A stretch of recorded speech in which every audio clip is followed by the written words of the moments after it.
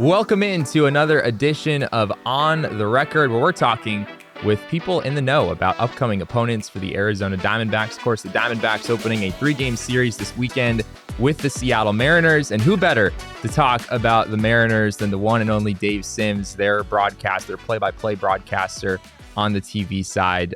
Dave, thanks for hopping on. We really appreciate it. You bet. Good to be with you. How you doing?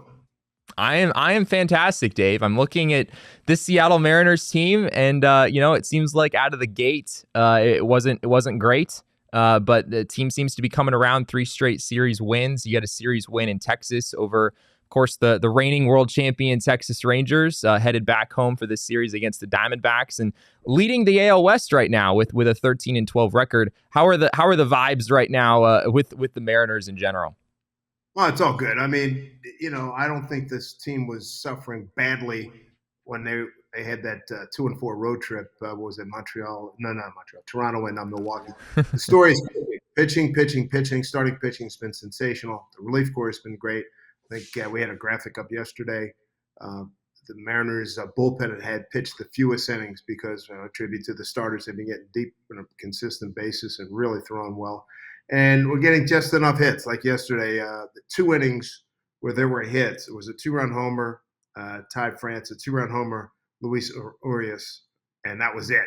And the bullpen came in and saved the day, and they come out with the win in Texas. And they'd gone into Texas having lost the last 8 games there, so that's a very satisfying series win. So I want to just look at this last year as a whole for the Mariners. It seems like at the trade deadline, I know the Mariners were just a few games over 500.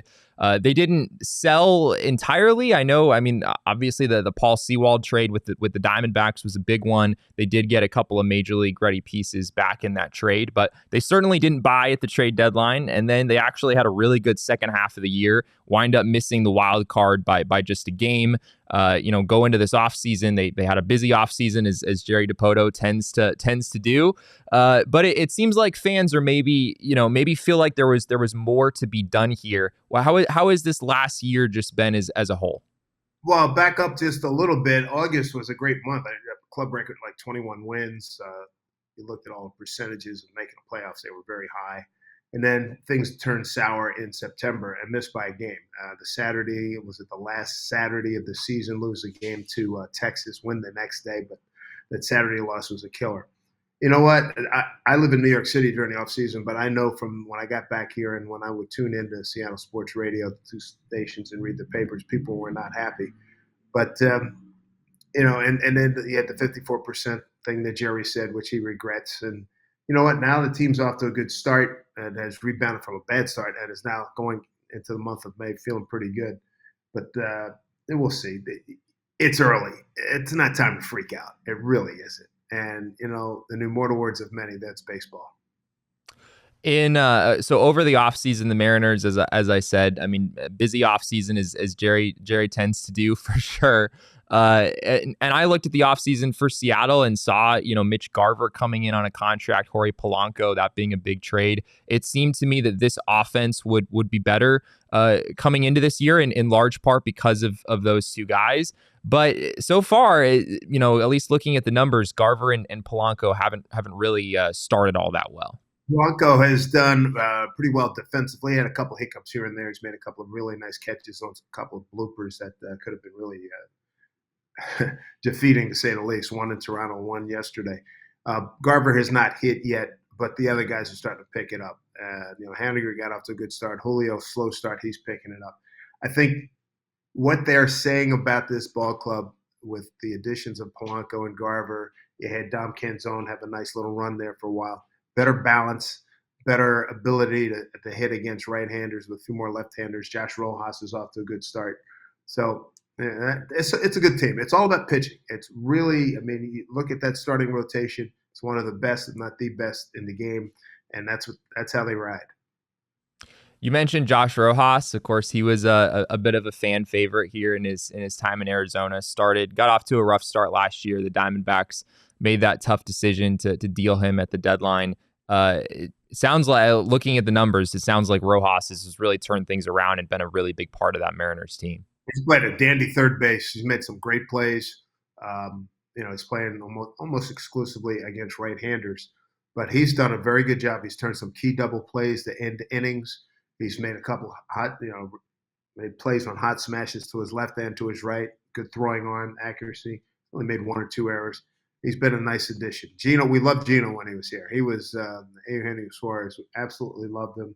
Uh, Jerry made all those moves because we had too many guys striking out. He had Kelnick and Tasker Hernandez and Gino, and it was tough to say goodbye to those guys. But it's baseball, it's a business, and I think the balance of this lineup, I think in the end, we're only in the first month. I think in the end, it's going to really bear itself out. I think it's going to work out.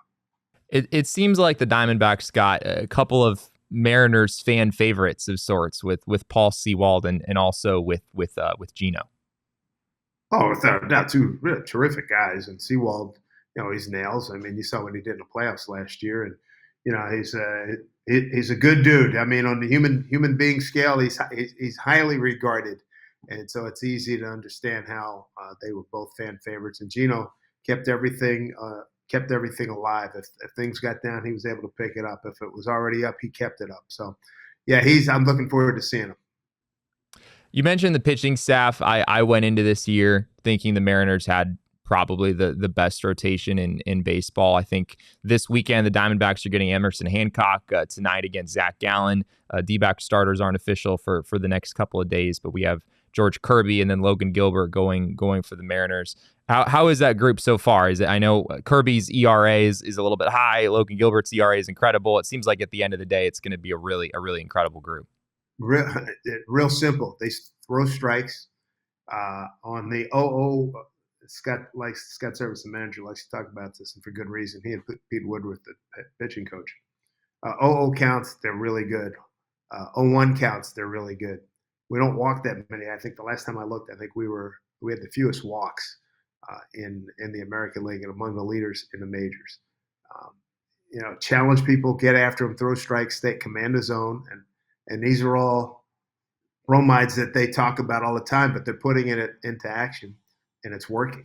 And all five of these guys have really good stuff. Hancock makes a team because Brian Wu had an elbow injury. He's working his way back. This kid is pretty poised. This is his first time making the club, out of camp. And he's got a good arsenal. I think when you look at the things that these guys throw, who is it? Logan Gilbert's got like 6 pitches. I mean, it's crazy. George Kirby fills up the strike zone. And same with Bryce Miller. Bryce Miller's added more weapons to be able to combat left-hand hitters.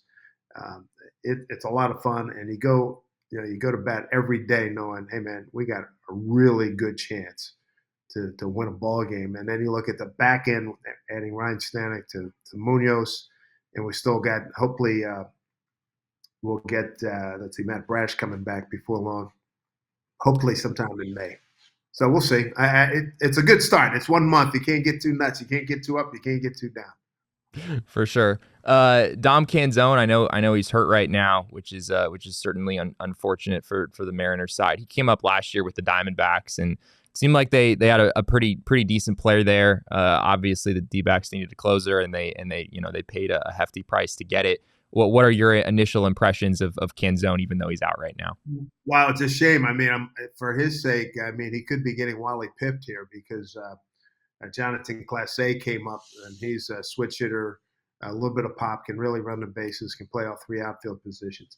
Dom was really doing a nice job. He was susceptible to breaking balls early on in the first couple of weeks, and boy, then he started turning around. And as I look at the numbers, he's got 3 home runs. He's only played in 14 games. Slammed into the wall, injuring his shoulder on a brilliant catch. So hopefully at some point he'll be back. But he's been impressive, and he's a guy that pretty much almost rebuilt his body. I mean, his lower half, you look at him, you look at his upper half. I think he's carrying 212. He's up from about $190, and it's all muscle. So he's been impressive, and he's been a good add. Last thing here for you, Dave. Impressions of the Diamondbacks. Obviously, this is a team that wasn't really expected to go to the World Series last year, but that's what they did. They had a pretty big offseason. They're off to a bit of a slower start at 12-14 here. But what are your expectations of a matchup against this Diamondbacks team? Like anything, you're looking forward to them. I haven't seen them really since when I started spring training. I mean, I'm not going to go on that. And I'm born and raised in Philly, and I was disappointed that the fellas could not win the get to the World Series. But Arizona did a heck of a job. It's a good ball club, and I'm happy for Ketel Marte. He was with us for a while. I got my eyes on the Mariners day in and day out. I'm not watching a whole lot of Arizona Diamondbacks, respectfully, not watching a lot of D-backs baseball. But I expect this is going to be a heck of a matchup. Torrey does a great job. I like his staff, and they know what they're doing over there. So this homestand is really going to be a challenge. You got the Diamondbacks for 3, and then the Braves come in for 3. And I tell you what, it's going to be a really good barometer for the ball club here in Seattle. Well, given how many trades Jerry Dipoto and Mike Hazen have made in recent years, there's all sorts of players playing their former teams in this series. So it should be a lot of fun to watch. There'll be a lot of hugs and dapping up in the outfield this coming up later on tonight. I can tell you that right now. Well, Dave, thanks again for hopping on. We really appreciate it. This was great. You bet. Good to see you. Thanks for the opportunity. Be well.